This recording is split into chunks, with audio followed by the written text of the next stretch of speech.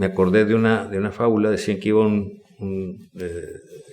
el desierto un peregrino o un viajero, y le dice, encuentra a un señor de edad avanzada sembrando una palma datilera. Y le dice, oiga, señor, ¿usted sabe cuánto se tarda esa palma en dar fruto? 40 años. Usted ni lo va a ver. Dijo, no, pero tú y yo estamos comiendo dátiles ahora, ¿no? Sí. Alguien no pensó en como piensas tú. Pensó en que había que sembrarla para que después otros cosechen. Claro. Tú tienes que dejar algo que trascienda. Si te toca a ti disfrutarlo, no importa. Es decir, lo importante es que sí va a haber quien lo disfrute. Entonces, tú tienes que estar sembrando. Algunas cosas serán de corto plazo, el regreso de la inversión o el fruto, y otros van a ser de largo plazo, pero siempre hacer cosas que trasciendan. Claro. Y bueno, ahí está un estadio, están otras obras que se van a quedar ahí.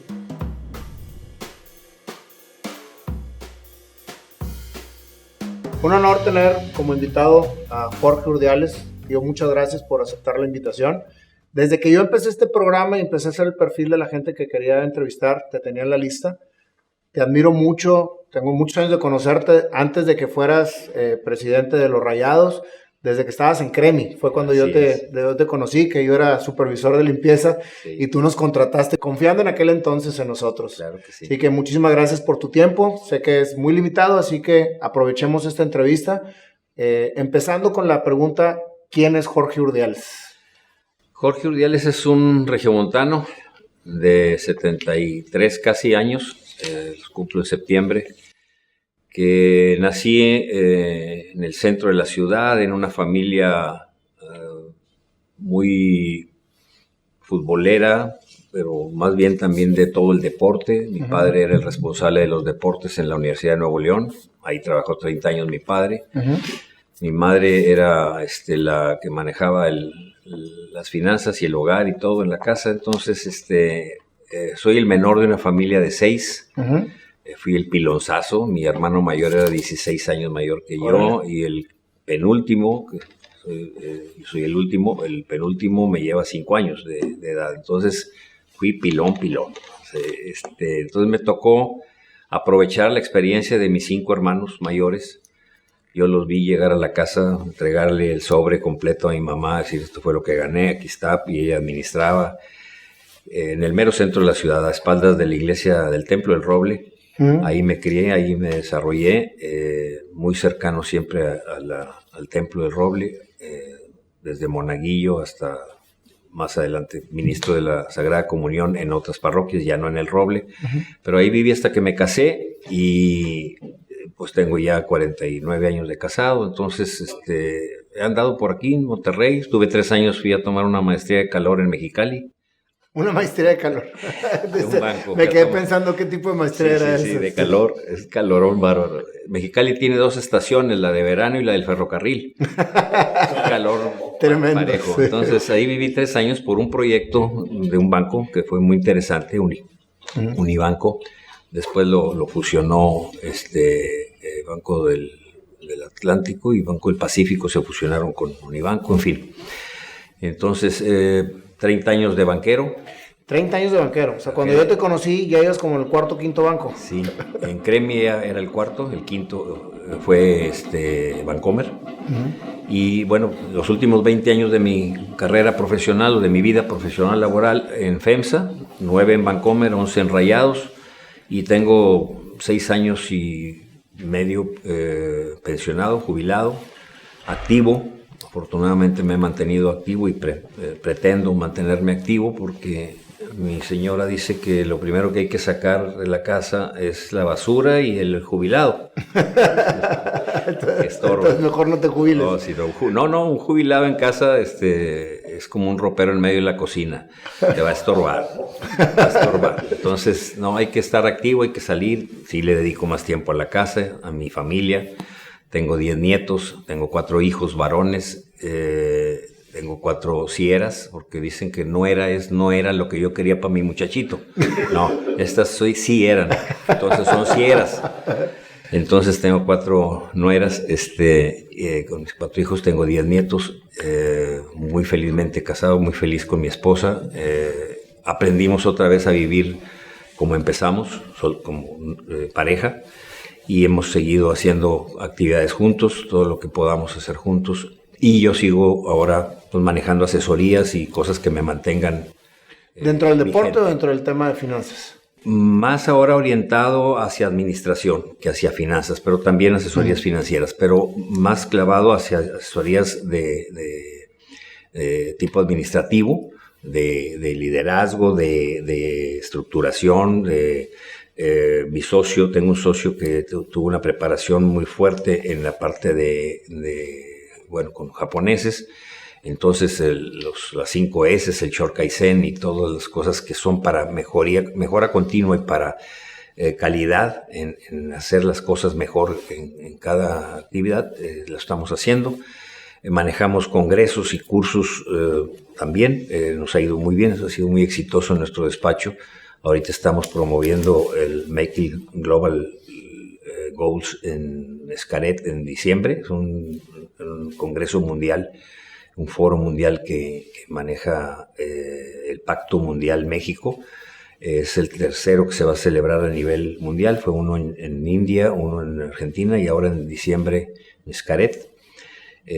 Lo preside Marta Herrera, que está en Cemex, y tuvo a bien invitarnos para manejar toda la parte de desarrollo y logística comercial, etcétera, de este curso. Entonces, ahí estamos entretenidos. Qué interesante, tío. La verdad, admirable que sigas tan activo, que no cese esa pasión por el trabajo. Me dices que creciste... Dosificándolo un poquito. Confieso que fui medio workaholic. Ah, sí. Sí. Era de mucho tesón, de muchas horas y la verdad es que sí le perdí un poquito de horas a la familia.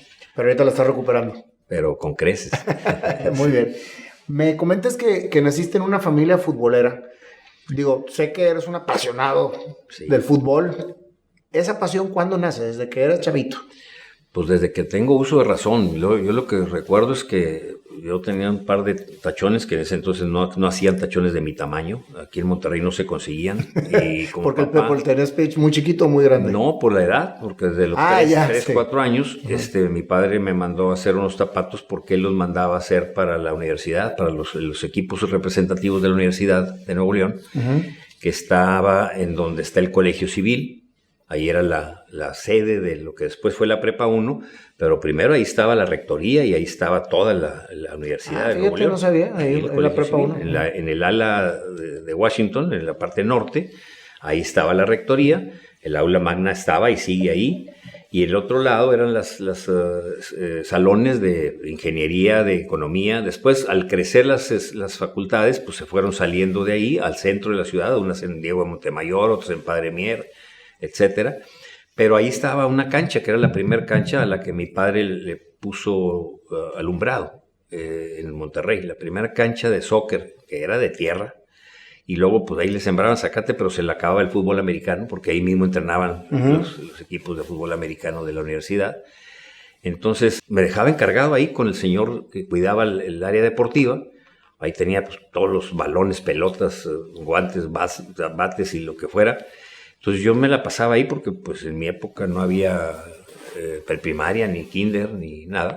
Entonces, pues yo creo que no me aguantaba mamá en casa y decía, pues llévatelo, ¿no? Y ahí me dejaba encargado con Arcadio, se llamaba el señor, tipazo, el viejito, don Arcadio.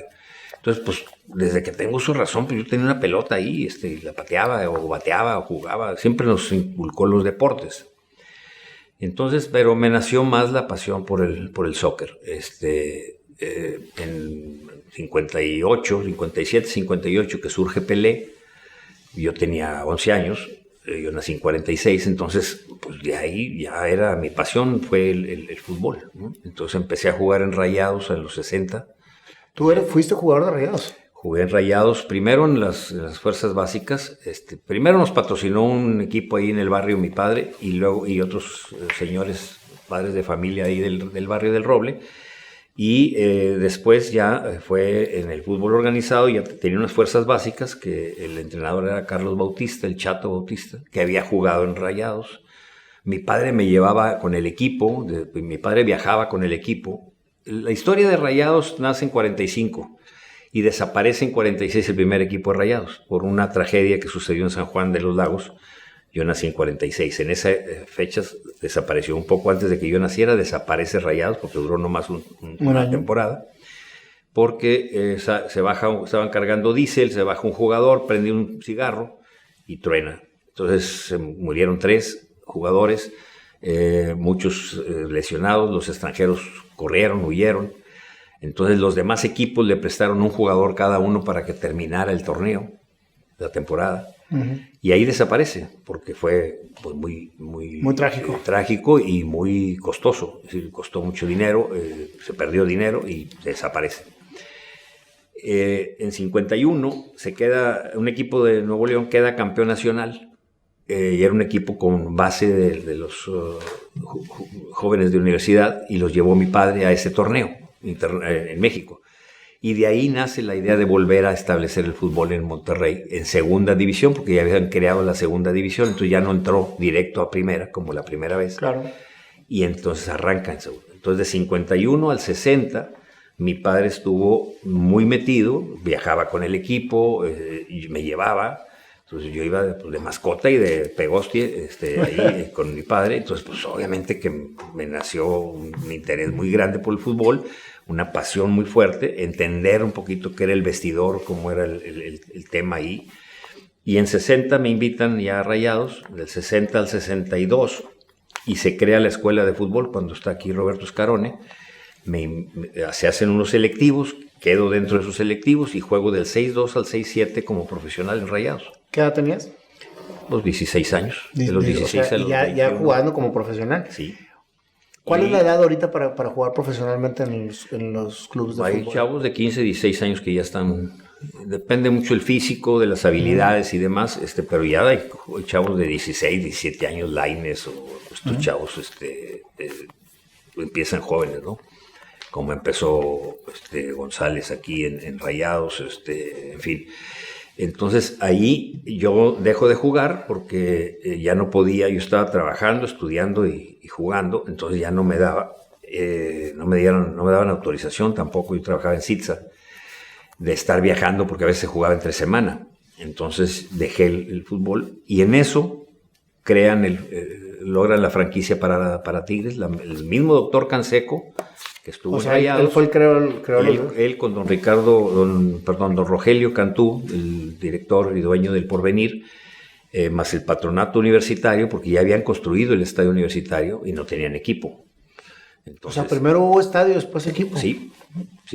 Ya con el estadio pidieron la franquicia, se las autoriza la federación por los buenos oficios del doctor Canseco. El doctor Canseco fue un alergólogo muy famoso, fue Rotary Internacional, director de Rotary Internacional, fue el principal promotor en México y en América Latina de la vacuna antipolio. Entonces era muy conocido y tenía un renombre. Perdió su patrimonio por el fútbol porque dio el aval para unos préstamos para Rayados y pues, no pudieron pagar y le quitaron la casa, perdió su casa. Wow. Mi padre yo lo vi vender un par de becerros para que el equipo pudiera ir a jugar a Morelia o a Zamora, no me acuerdo cuál de los dos lugares, pero no tenían para el camión. Entonces, eran otras épocas. En 60, cuando ya logran el ascenso definitivo, ahí deciden este grupo de empresarios dárselo a los empresarios grandes de Monterrey, a don Eugenio Garzazada. Entonces tu papá fue fundador de Rayados. Así es, del 51. En el del 45 no, ahí fueron otras personas. Okay. Pero se desapareció. Y en el del 51 sí fue de los fundadores. ¿Sí? El doctor Canseco, don Rogelio, estuvo César Saldaña, que era un periodista, el doctor Daniel Mir, que tenía un programa de fútbol semanal y tenía el consejero del aire de su programa en la XFB. Ese era todos los días, daba consejos en general. ¿Hasta cuándo duró ese programa? Porque me suena. Pues hasta muchos años, ¿verdad? 70 y tantos, 80, que falleció él. Sí, yo me acuerdo del consejero del aire. Uh-huh. Y ellos crearon la Peña Futbolística, así se llamaba, la del doctor Mir y el doctor Somonte, que era un doctor español también, los dos eran españoles, muy afectos al fútbol. Y en 67 se crea entonces Tigres y a mí me invitan a Tigres porque nombraron entrenador a Augusto Arrasco, que había un peruano que se quedó a vivir en Monterrey y que fue mi entrenador en Rayados. Y varios de Rayados pasamos a Tigres en ese primer equipo de Tigres. Yo fui el capitán de Tigres en segunda división, eso mucha gente no lo sabe. Yo en Tigres continué, pero nada más me quedé un semestre porque ya no podía con la seguir. Chamba y con sí. Yo trabajaba de 8 a 5:30, la escuela era de 6:10 de la tarde a 9:30 y a las 9:30 llegaba a entrenar al estadio universitario a las 11:30, todos los días. Muy cansado. Troné, ya no se podía. Entonces me invitaron y me quedé como dirigente de Tigres, fui tesorero de Tigres cuando se logró el ascenso, estuve ahí 6, 7 años y en 74 logramos el ascenso contra la UDG. UDG después compró una franquicia y ascendió el mismo año que Tigres. Y ahí me quedé hasta el 7-6 que me fui a Mexicali a trabajar en un proyecto. Fue cuando se creó la banca múltiple. Entonces, desde entonces había bancos de depósito y ahorro, bancos financieras y fiduciarias e hipotecarias. Eran diferentes 5 ramas de la banca y las juntaron en una, hicieron la banca múltiple y fui a un proyecto que inició en Mexicali. Fue uno de los 3 bancos que autorizaron primero a hacer bancos múltiples. Wow. Por eso me fui a Mexicali. O sea que siempre has combinado tu pasión futbolera de toda la vida y después empezó la pasión financiera. Sí. O sea, porque en realidad creo que es parte también de lo que te apasiona muchísimo. Sí, muchísimo. Y bueno, hice una carrera. Nomás me faltó el banco de sangre, gracias a Dios no lo he requerido, pero sí estuve en varios bancos y me fue muy bien también. Hice una carrera disfruté muchísimo todos mis trabajos. Y más el del fútbol, por supuesto, porque fue redondear todo lo que aprendí de administración, de organización, de maneras de administrar los recursos, tanto humanos como financieros, y me sirvió muchísimo para el club de fútbol. Primero me criticaban mucho, decían, es que ustedes quieren manejar el fútbol como una empresa. Muchos periodistas así lo pensaban, reporteros y periodistas. Entonces, pues es que es una empresa. Finalmente. Tenemos un área de producción, que son las fuerzas básicas, tenemos un área de ventas, que es toda la comercialización del equipo, tenemos una estructura de organización, tenemos recursos humanos, y hay mucho recurso humano, es decir, hay mucha incidencia y mucha influencia del recurso humano en una empresa, en el banco, donde está todo muy estructurado cada vez más por problemas de ahora de lavado de dinero y de cuestiones fiscales y demás, está sumamente estructurado. Creo que todos nos quejamos de que los bancos son muy cuadrados. Pues es que tienen tanta reglamentación que lo tantito que te muevas te sales claro de la reglamentación. Y en el caso de fútbol, pues era también poner orden y también poner incentivos. Lo primero que nos funcionó muy bien fue cambiar la manera de pagarle al jugador. Ponerle una parte fija y una parte variable. ¿Base a resultados? Al año tuvimos un campeonato. Bueno, o sea, no, sí fue muy rápido, pero no es casual. ¿Verdad? Exactamente. La parte de Jorge en el tema espiritual, que es una de las partes que yo admiro mucho de ti, porque sé que eres ministro de la Eucaristía y eres muy apegado a la religión.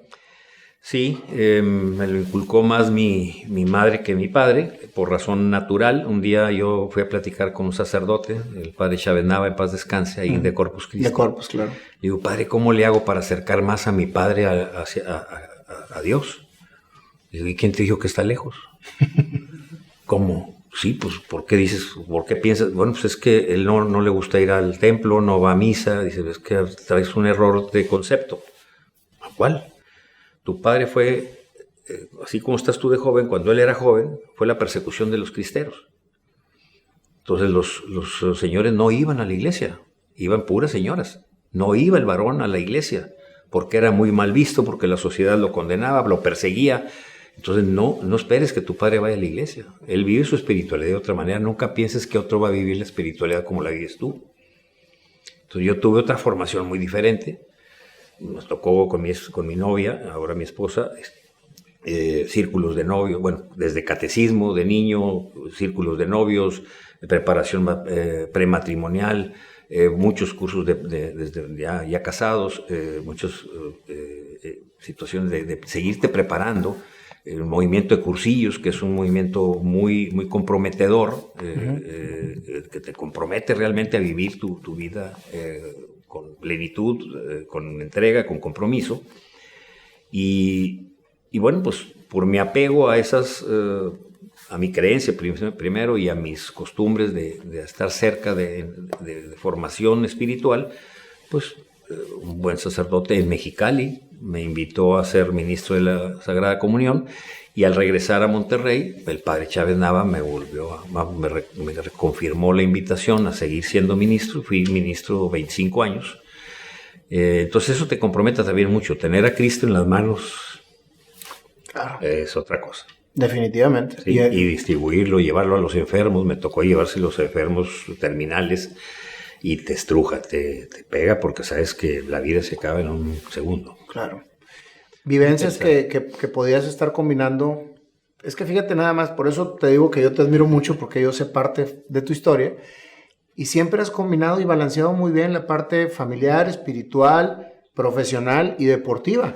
Y después terminas uniendo la profesional y la deportiva en uno de los ciclos de tu vida, que no sabía yo que ya habías estado en equipos antes y de directivo, pero a mí me causó en aquel entonces que te hicieron presidente de Rayados mucho más admiración de la que tenía, porque dije, mira nada más este hombre, él es un apasionado del fútbol y ahora acaba siendo presidente de los Rayados. O sea. Sí, la verdad es que fue un sueño hecho realidad. Yo sí lo planeé. Yo sí pensaba retirarme, pero como consejero, ya cuando yo me retirara de los bancos, porque yo hice una carrera muy, muy agradable, me satisfizo mucho, me ayudó mucho, ayudé a mucha gente a que florecieran sus negocios, a apoyarlos con créditos, también a decirles que no cuando no era bueno para su empresa, darles un crédito. Todo ese es una consejería, vamos a decir, formal y forzosa, porque las empresas requieren del financiamiento. Entonces, fue una experiencia muy padre el ayudar a la gente y también ayudándole, diciéndole, no te metas en ese negocio, o no, las bases de tu negocio no dan para que te den un crédito, analízalo otra vez y cuando lo madures, vuelves con nosotros. Me tocó con casos como el tuyo y de mi ahijado Mauricio Arc, iniciar los negocios y decir, bueno, pues están haciendo las cosas bien, vamos a apoyarlos. Claro, y mucho apoyo recibimos. Entonces, eso me sirvió mucho también para siempre buscar el equilibrio, ni muy, muy, ni tan, es decir, no cargarte para uno o para otro lado, sino buscar siempre un justo medio. Yo no creo en los blancos y negros, creo que hay muchos tonos de gris en medio en toda la vida, en todas las cosas, en todas las actividades que hacemos, y entonces hay que buscar el centro, un equilibrio. Y el equilibrio no puede ser una línea, porque es difícil seguir una sola línea. Tienes que tener un margen de maniobra, tienes que tener un espacio donde te muevas. Claro. Y tuve muy buenos jefes y yo siempre repliqué lo que aprendí de ellos, de decir, aquí todos tenemos límites, todos tenemos un superior y gente que podemos, vamos a decir, supervisar o orientar o mandar inclusive. Pero siempre hay que buscar el justo medio, la justa retribución, el deber ser. A mí me enseñaron mucho el deber ser. Me identifico mucho con el hagámoslo bien que tiene ahora FEMSA, ¿no? Y eso es lo que me ha llevado a buscar equilibrio en la parte espiritual, en la parte soy también de mucho relajo, fui muy rebelde. Yo les decía al Piojo Herrera y a Luis Miguel Salvador, se molestaban mucho con el árbitro, se calentaban mucho y yo les decía, gracias a Dios, mi trabajo de Rayados me llegó a los 55 años. Si me hubiera tocado en los 30 y tantos como tenían Luis Miguel y Miguel, pues yo hubiera sido el primero que hubiera correteado a un árbitro en una cancha. Fue muy caliente y me desesperaba mucho que se equivocaran y que cuando tú piensas que se equivocan con tendencia, o sea, tendenciosamente, claro, o para beneficiar al otro, pues te molesta mucho. Pero aprendí mucho, los primeros meses, 2-3 meses, terminaba el juego, me entrevistaban y yo decía, no, y que el árbitro, y que esto, y las jugadas y demás.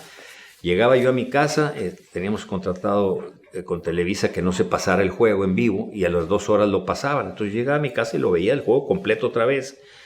Y todos los que, o muchos de los que para mí eran penaltis o eran en favor o en contra, pues no eran. Entonces, cuando tú estás apasionado, sí te ciega un poco, te nubla un poco la vista. Uh-huh. Entonces, ves cosas que quieres ver y no son las reales. Entonces, ahí hice un acuerdo con Luis Miguel y le dije, ¿sabes qué? Tú y yo te voy a pedir que nunca hagamos una declaración después de un juego. Después de un juego que declaren el entrenador, los jugadores, con toda la pasión que ellos traen y con todas vamos a decir, la nublazón de vista que tengan, no le hace que sean ellos, porque en ellos va a haber una justificación, en nosotros no. Y entonces dejamos de hacer declaraciones y nos fue muy bien, porque ya al día siguiente o a los 2 días, ya cuando habías repasado, revisado, decías, oye, si era, no era penal, si era falta, no era falta, si era para expulsión, no era para expulsión, te cambia mucho la perspectiva. O sea, primero analizas y después juzgas. Sí. Uh-huh. Fíjate qué interesante. El problema es cuando tú tomas decisiones por impulso, no alcanzas a procesar, y entonces no puedes tomar decisiones por impulso. ¿En ningún ámbito? No, en ningún ámbito. Hay quien te dice hay que contar hasta 10, hay veces que hasta 50. ¿No? Hay que tener, si te lo da las circunstancias. Si no, bueno, una vez me tocó en un restaurante que estábamos comiendo y al estirar arriba de una parrilla, le estiramos a una brocheta y nos trajimos el brasero y se prende el mantel. Pues ahí no le piensas, se agarras la jarra que esté más cercana de agua y tírasela, ¿verdad? Y que no sea tequila porque se hace más grande. Sí, se hace más grande. Sí, entonces, salvo una urgencia o una emergencia, pues siempre hay tiempo de pensar, siempre hay tiempo de reflexionar rapidito, pero siempre no actuar por impulso. Uh-huh. ¿Cómo tomas tú los Rayados, tío? Porque yo me acuerdo que en aquel entonces yo no soy muy futbolero, uh-huh, pero pues venía Rayados con una racha de pérdidas, sí, constantes. Y fue muy sonado el hecho de que tomaste tú las riendas y empezaron a cambiar las cosas. Sí, en toda la historia del club había un campeonato y uno de Copa con Jorge Lankenau. El primer campeonato fue con don Fernando Olvera, lo manejaba Protexa en ese entonces, el equipo. Uh-huh. Por casi 8 años lo manejó Protexa. Y le tocó a don Fernando Olvera y el entrenador era Pancho Avilán, que jugó conmigo desde las infantiles de Rayados. Conozco muy bien a Pancho desde que jugamos juntos y después él hizo una carrera exitosa como futbolista y yo me fui por el lado de la banca. Bueno, mi primer chamba de banquero fue en la banca de Rayados. Era banca. Es que a mí me tocó cuando no había cambios. Los cambios en el fútbol empezaron en el 70. Todavía no había nacido ninguno de ustedes, yo creo. Yo sí, bueno. en el 70. Bueno, entonces, pues el titular era el Gallo Jáuregui. ¿Sabes cuándo jugué yo? Pues no jugué. Pero había un torneo de reservas que se jugaba 2 horas antes del partido estelar y ahí jugué esos 5 años, desde el 6-2 al 6-7. Y jugué un par de partidos. Las 2 veces me tocó jugar contra Belmonte, que era el jugador que le dio el primer punto en un mundial a México. Jugaba en Irapuato, en extremo derecho. Muy, muy rápido y muy habilidoso. Y me tocó 2 juegos contra él. Jugar con los Tanao, jugar con Humaitá, jugar con el Gato Cuenca, con todos ellos, pues fue un sueño. Y luego yo sí soñaba con que mi jubilación, cuando yo terminara o me jubilara en el banco, yo me veía en el banco para jubilación. Y yo decía, cuando termine, me voy a ir acercando. Mi suegro me dio un consejo muy bueno, decía, nunca pidas chamba, hazte el encontradizo. Pues que él sepa que tú necesitas una chamba, o que él sepa, pero no vayas y le toques la puerta, oye, dame chamba, porque tu posición negociadora va a quedar muy débil. Mejor hazte el encontradizo, decía él. Y pues me fui empezando a hacer el encontradizo, porque cuando veo que FEMSA va a vender el banco, uh-huh, yo dije aquí va a cambiar mucho la filosofía. Y el banco se hizo muy, muy sistémico, muy programático, muy definido. No, tenías mucho menos margen de acción. Las decisiones que muchas de ellas yo podía tomar en Monterrey se fueron a México, otras inclusive se fueron hasta España. Entonces yo dije, ya mi expertise no va a tener el mismo valor. Estaban contratando jóvenes de la edad de mis hijos, en donde yo ganaba el triple o 4 veces lo que ganaban ellos, y las metas y los compromisos eran los mismos. No, pues la vida es pues tienes que poner tus barbas a remojar, ¿verdad? Están cortando las del vecino, pues pon las tuyas a remojar. Aquí no va, mi expertise ya no va a tener el mismo peso. Entonces tengo que buscar. Y dije, bueno, pues FEMSA. Entonces yo me fui acercando, haciéndole encontradizo con amigos que conocí en FEMSA, porque yo manejaba banca de gobierno y de empresas en Bancomer. Y tenía mucha relación con los de FEMSA, porque FEMSA tenía un programa que se llamaba Bancomer en la Educación, que lo promovía y lo respaldaba FEMSA. Con Editorial Clio se hicieron álbumes para que los niños recortaran las barajitas y las pegaran y fuera educativo, formativo, que fueran en biología, en zoología, en civismo, en matemáticas, español, pero eran álbumes. Entonces yo tenía mucho contacto con la gente de FEMSA, entonces me empecé a hacer el encontradizo. Estaba Gilberto Lozano en Recursos Humanos, y por ahí surgió una posibilidad de yo irme a trabajar a FEMSA, y en eso, pues no, era un puesto que era gerente de patrocinios. FEMSA tenía 14 equipos que patrocinaba, 8 de fútbol 8 de béisbol y 6 de fútbol.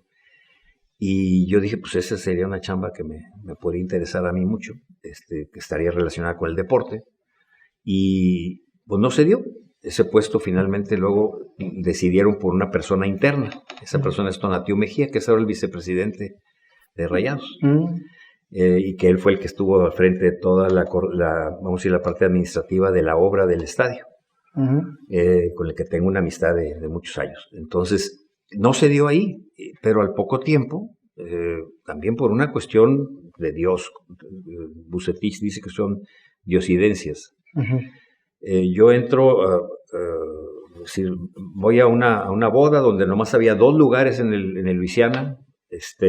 Me llama una persona y me dice, oye, aquí hay 2 lugares, véngase con nosotros.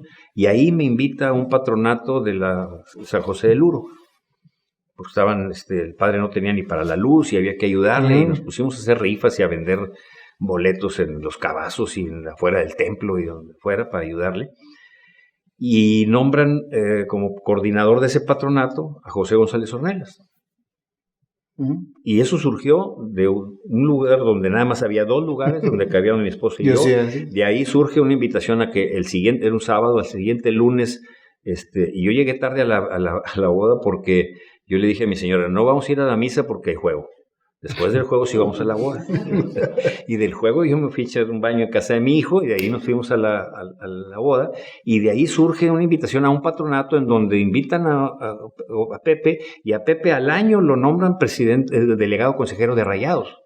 Él era consejero de Tigres, porque había 2 consejeros de FEMSA y 2 consejeros de Cemex, cuando arranca Tigres, ya como sinergia deportiva. Entonces son cosas que Dios va poniendo de tal manera que yo llego ahí un buen día, me dice Pepe, ¿cuándo hablamos de fútbol? Pues cuando quieras, dije, siempre hablamos de FEMSA, del banco y del patronato acá del Uro. Y me dice, no, pues vamos a platicar de fútbol. Pues órale. Dice, oye, pues mira, el club está organizado así, no me convence mucho. ¿Qué piensas? Pues yo creo que habría que hacer esto y lo otro. Bueno, está bien. Como a los 6 meses me dice, oye, fíjate que jaló bien. Lo que me comentaste lo puse en práctica y sí. ¿No te interesa venirte al club? Sí, pues claro que sí. Le dije, ¿vas a nombrar consejeros? No, a trabajar. Necesitamos tiempo completo. Ah, bueno, ¿en qué puesto? Pues como presidente. El caray es muy decente. Y dije, caray. Y le digo, oye, espérate, ¿y mi amigo Ricardo Garza Villarreal? Dijo, no, pues él no está de tiempo completo y está hablado con él, no hay problema. Él ya no va a continuar. Entonces, le estoy invitando a ese puesto. No, le dije, pues, como decía mi padre, no lo pienses mucho, nomás piénsalo bien. Y le dije, déjame nomás pensarlo tantito, le dije, porque si hay algunas consideraciones, sí, lo entiendo. Fui y platiqué con mi esposa, con mis hijos, y me dice, mira, yo sé que no la vas a dejar pasar, me dice mi esposa, pues es tu pasión de toda tu vida, y que tengas la oportunidad de ir en una posición así, a administrar un club, después de todo lo que aprendiste o hayas vivido, y en lo que te apasiona, que es el fútbol, pues está bien. Después, platicando con el ingeniero Fernández, aprendí otra cosa muy importante. Dice que cuando él convenció a don Eugenio de que se adquiriera el club, es que yo llego al club, que de ahí surge esto de que teníamos una sola liguilla con Benito Floro en torneos cortos, nunca había calificado el equipo, entonces había que cambiar, no éramos un equipo ganador. Se había ganado el campeonato del 86 y la Copa con Lankenau en el 93. Del 94. Uh-huh. Fue después de que se perdió la final del 92-93 con Atlante y luego se queda campeón de Copa. Un juego, por cierto, que se le compró a Juárez, en Ciudad Juárez, para que se jugara en Monterrey y se criticó mucho porque se había ganado en Monterrey, pero finalmente así se ganó ese torneo de Copa. Y entonces había que cambiar todo el esquema para hacer un equipo ganador. Y entonces había que traer a alguien que simbrara el equipo. Y fue cuando pensamos en Pasarela. Tuvimos 5 candidatos: Lapuente, Ruggeri, Pasarela, Luis Fernando Tena, y creo que fue Daniel Guzmán, y decidimos por Pasarela. Alguien que lo vieran los jugadores un poquito hacia arriba. Uh-huh. Pasarela tenía una trayectoria enorme. Es el único que ha levantado 2 veces la Copa del Mundo, el único jugador que le ha tocado levantar 2 veces la Copa del Mundo, y que hizo también carrera como entrenador con River y con el Parma en Italia. O sea, era alguien que la gente veía para arriba. Claro, y los jugadores estaban en una zona de confort, había que cambiarles un poquito el esquema. Entonces también les cambiamos la manera de pagar. Dijimos, ¿cuánto ganas? 100 pesos. ¿Cuánto quieres ganar? Eran contratos anuales. Y dicen, no, pues si a mí me renuevan por lo mismo, yo estoy muy contento en Monterrey y va. Pero bueno, vas a ganar 120. Ah, no, pues muy bien. Nada más que 70 fijos y 50 variables. ¿Cómo variables? Pues sí. Si no te los ganas, no te los ganas. Porque yo lo que encontré es que ese primer semestre termina el torneo en abril porque no calificamos con Pepe Treviño. Que se vean, primero estuvo Floro, después estuvo Cano y Treviño, con la idea de seguir la escuela que había dejado, o un poco el esquema que había dejado formado Floro, Benito Floro. Pero no funcionó. Entonces dijimos, tenemos que hacer un parteaguas aquí, hay que romper paradigmas y cambiar esto. Y cambiamos en eso. Entonces dijimos, 70 son por contrato, pero los otros 50 son 25, 10 por calificar, 5 por semifinal, 5 por final y 10 por ser campeón. Ah, caray, no, pues si le entro. Pues órale, pues y le entraron todos. Entonces esa manera de pagar cambió. Y obviamente el incentivo era diferente y podías ganar más. Y los premios eran muy jugosos, pero premios, o sea, si perdemos, perdemos todos. Claro. Había que hacerlos un poquito socios del negocio, ¿no? Uh-huh. Y funcionó muy bien, fue muy bien. ¿Qué fue lo que generaste en esos 11 años en cuanto a copas? Fueron 3 de Liga y 3 de CONCACAF. O sea, triplicaste el resultado en poco tiempo. Sí, y el otro aspecto importante es que para 2006 ya teníamos vendido, fuimos el primer club que vendió todo el estadio antes de que arrancara el primer partido, con los abonos. Había 7,000 abonados que eran personas que, ese lo había desarrollado desde cuando estaba mi padre, que iban a las empresas y le decían, oye, véndeles el ticket o sea, el season ticket que le llaman, o el abono para la temporada, y se lo rebajas por quincena. Entonces, pero cuando quedamos campeones, pasamos de 7,000 a 9,000. Fue un incremento de 3,000, de 2,000 abonos, que era un 30%, claro, que era mucho. Pero pues todavía no era nada, porque eran 9,000 de 30,000 que teníamos que vender, el tecnológico. Entonces dijimos, tenemos que traer, cuando ya no seguimos adelante con Daniel, detalles no nos pusimos de acuerdo en detalles y nos siguió. Trajimos a de León, a Hugo de León, que también había sido un gurú allá, un ícono en el gremio de Brasil, pero no le fue bien. Con él, de los 17, ahí cambió la liga a 18 equipos, entonces de 17 partidos empatamos 12, ganamos 2 y perdimos 3. Si hubiéramos perdido 6 y ganado 6 de los 12 empates, hubiéramos calificado holgado, sí, o sea, libre. Pero los empates te mataban y eran de 3 puntos. Entonces, cuando tú empatas en estas circunstancias, estás perdiendo 2 puntos. Entonces, aquí es ganar, ganar, ganar. Uh-huh. Entonces, ahí fue cuando decidimos traer a alguien que jugara más agresivo, porque eran muy conservadores, partían mucho de la defensa, tanto Pasarela como Hugo de León, y pensamos en Miguel Herrera. Y cambió, y la gente se entregó, se identificó muchísimo. Y se terminó de llenar el estadio. Y se llenó el estadio. Entonces, ya quedamos en segundo lugar, pues perdimos la final en diciembre, a los 6 meses de que llegó Miguel. Ahí vendimos un medio abono, y fueron como 7,000 abonos más de medio abono, pero luego ya teníamos 23,000, y luego ya vendimos hasta 28, y luego hasta los 30. Entonces, en 2 años, en 2 tranches, en 2 años y medio, estaba vendido el estadio. Entonces, administrativa y económicamente nos fue muy bien.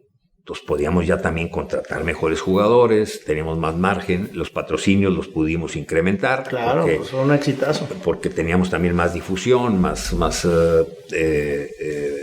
permeado en el ambiente de fútbol, el nombre, la marca. Entonces fuimos manejando eso y nos fue muy bien. Qué barbaridad, qué historia tan impresionante, porque en cada parte donde has estado, has trascendido. Sí, y yo creo que esa es la palabra. Ahorita traemos un proyecto acá del Cristo Milagroso, y es trascender, es dejar una obra ahí de 40 metros de altura, un Cristo aquí atrás del Tino, en donde traemos un proyecto muy fuerte, muy difícil. Ya nos tocó hacer, participar junto con otras familias y personas el Centro Comunitario del Barrial, que fue una obra de 50 millones de pesos que salió adelante y que está ahí para servicio de la comunidad. En el URO nos tocó hacer esta labor muy buena. Se hizo un dispensario, se hizo una capilla para las personas de bajos recursos que no tienen dónde velar, y luego vamos a ir a atender al difunto y a las personas que te visitan en un velorio. Lo mismo se está haciendo ahora en el Barrial, en el Centro Comunitario de San José del Barrial. En el Regio nos tocó hacer el gimnasio polivalente, o sea, cosas que ahí se quedan.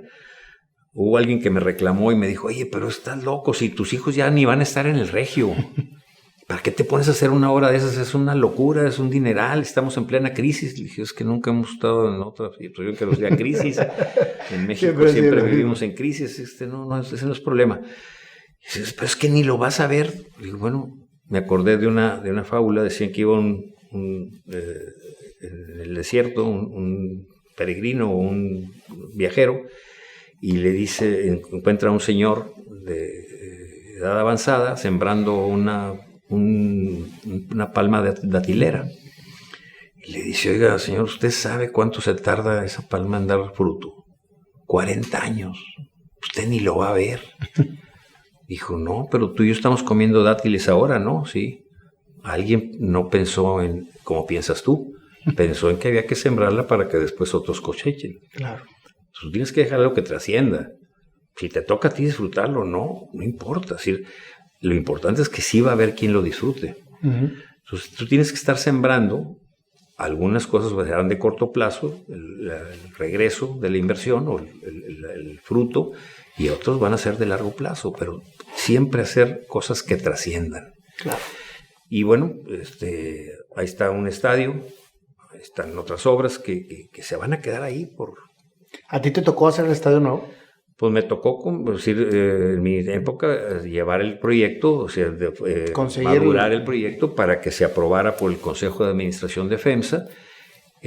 Muy adecuadamente, Pepe González Ornelas decidió que se creara una organización separada del club para no distraer la operación del club. Uh-huh.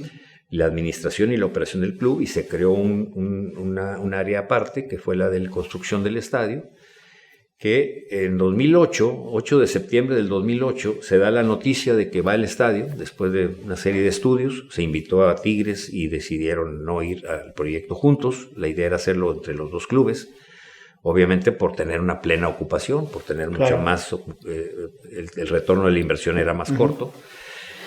Y decidieron que no. Creo que la idea de ellos era hacer su propio estadio, que no se les ha dado. Pero el tema fue que se anunció el 8 de septiembre. A finales de octubre truena Enron, se viene la crisis de las hipotecas en Estados Unidos. La idea nuestra era salir a preventa de suites y palcos, suites o palcos, pues se llaman, es lo mismo, suites y palcos, en diciembre, en dólares. Pues obviamente se paró todo. Claro. Entonces se desarrolló todas las ingenierías y finalmente fue hasta, pues hace 4 años que se inauguró y fue hace 6 años que se reinició todo. Pero estuvimos parados casi 3 años, pues sí, donde las condiciones no permitían ir a un proyecto como el del estadio. Se difirió casi 3 años, casi 4 años. Pero ahí está. Y es el mejor de América Latina y tendrá siempre cosas para mejorarle y para hacerle, pero ahí está. Espectacular. Espectacular. ¿Qué sigue en tu vida, tío?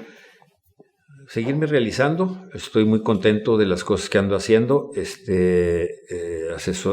Me ha tocado asesorar algunos clubes. Entre ellos habíamos establecido un objetivo de 3 años que se cumpliría el año próximo para Bravos de Juárez. Y no lo lograron por el ascenso, lo lograron comprando una franquicia, pero me tocó asesorarlos en el arranque. Perdimos 3 finales. 2 de ellas ya para subir a primera división y no se les dio y bueno, finalmente ahora este año compran la franquicia. Asesoré a un equipo Gavilanes de Matamoros que está ahí peleando el ascenso en la Liga Premier, que es la segunda división para llegar al ascenso. Actualmente también con Atlético Saltillo Soccer, estoy entretenido en la parte de fútbol. Estamos asesorando directores técnicos. No quise meterme a la asesoría o agencia de jugadores de fútbol. Yo hice una carrera de directivo y creo que debo seguir más por la línea de lo que un directivo haría, que serían los entrenadores. Estamos asesorando ahorita a 4 o 5 técnicos que están por colocarse. En fin, y en la parte de empresas, con la sociedad que tengo con Fernando Guerra, mi socio, estamos asesorando ahorita a una dependencia del gobierno del estado, la Secretaría de Seguridad aquí en Nuevo León, en la parte estructural administrativa. Estamos manejando Congreso Foro Mundial en Xcaret. Daremos pendiente 1, hicimos ya 4 en San Pedro sobre participación ciudadana y viene probablemente 1 de aquí a fin de año también ahí. Estamos asesorando empresas como Orsan, como Goner, como Avital, como muchas empresas aquí también que buscan a alguien que les pueda orientar a optimizar su administración, sus recursos. O sea, ¿sigues en el mismo balance? Sí, tratando de equilibrar. Sí. Los 3 partes trascendentales. Ya lo dosifico un poquito más, trato de no sobrecargar. También aprende uno a decir que no a ciertas cosas o ciertos proyectos.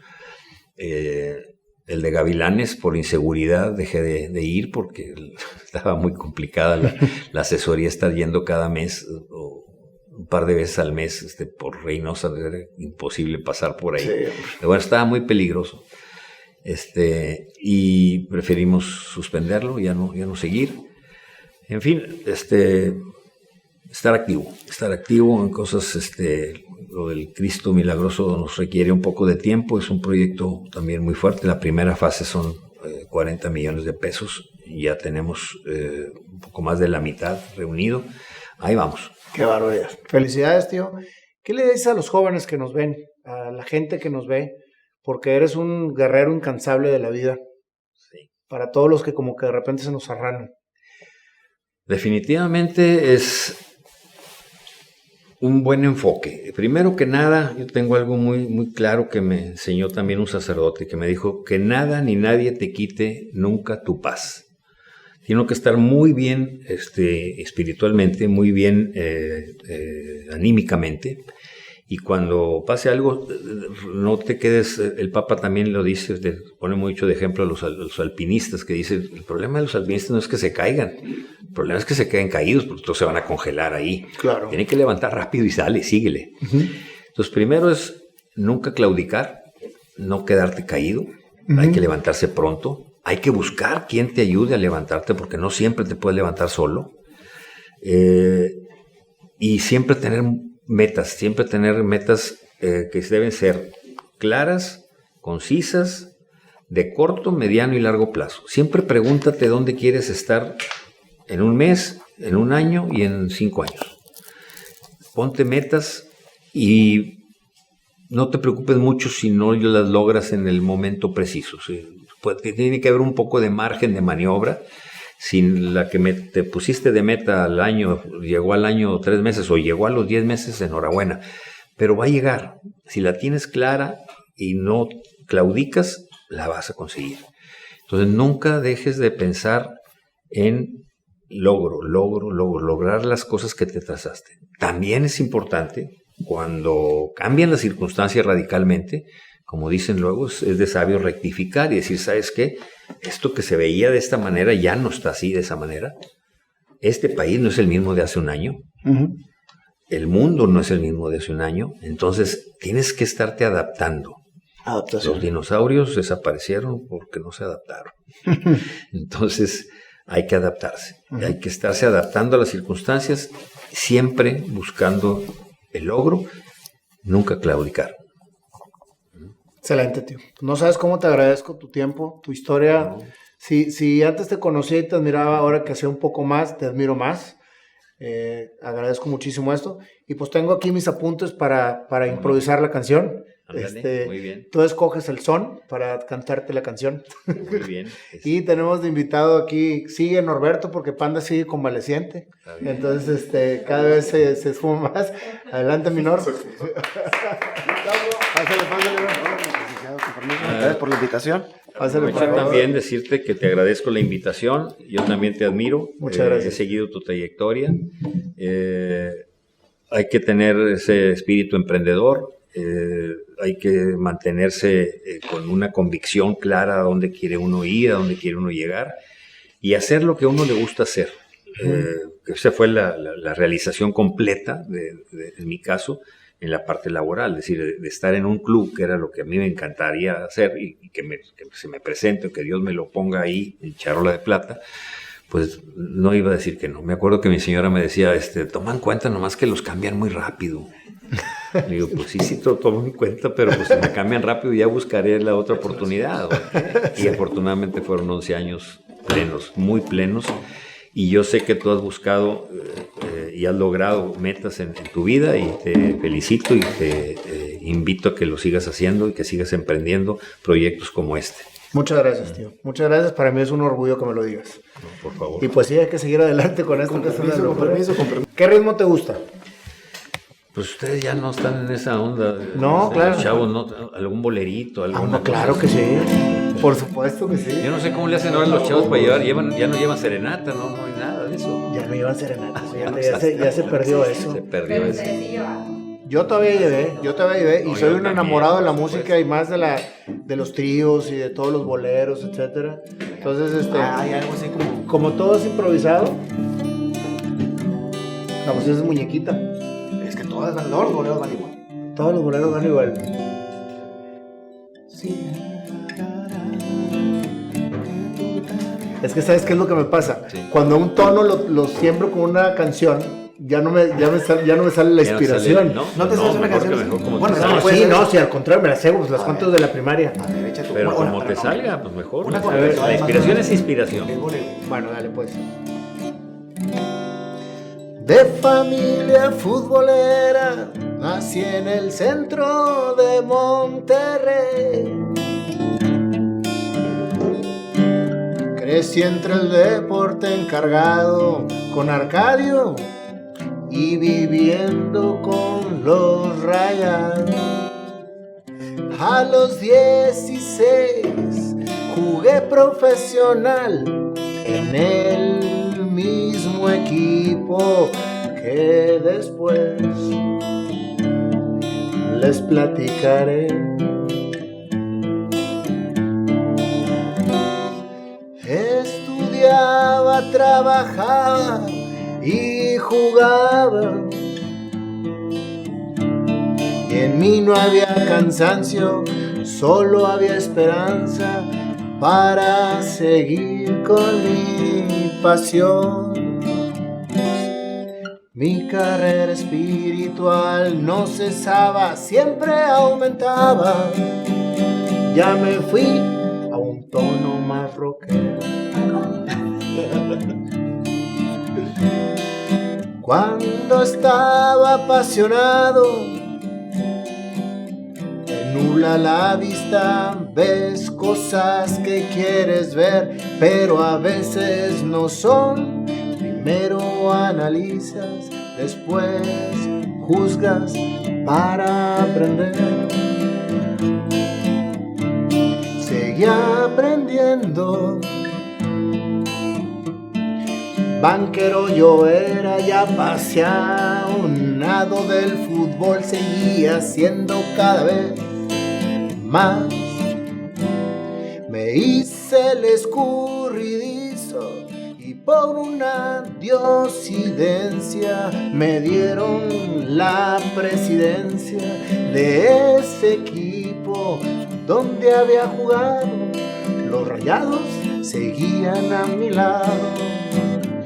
Nunca claudicar, levantarte sin parar, seguir tus metas, adaptarse a todo, balanceando todo, seguir viviendo a pesar de todo, amando a Dios, a la gente, a lo que uno aprende para ser quien es y vivir como es.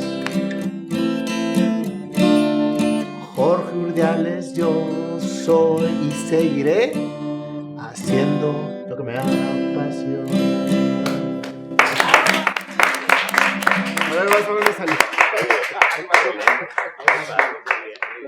Yo soy nuevo rayado, como muchos de los que somos rayados de hace poquito para acá. Soy rayado porque mi hijo empezó con el fútbol. Yo jamás jugué fútbol, nunca fui futbolero. Empezó a los 8 años, ahorita tiene 12, súper rayado. Entonces, a nombre de los nuevos rayados, a nombre de los viejos rayados, que ahorita le quiero mandar un saludo a Marcos Olvera, Lalo Jaime, Polo, son muy rayados, le quiero agradecer a nombre de ellos todo lo que usted les dio, tanto a los nuevos rayados como a los viejos rayados. Usted le dio muchas alegrías a mucha gente que no quiero dejar pasar la oportunidad de decírselo.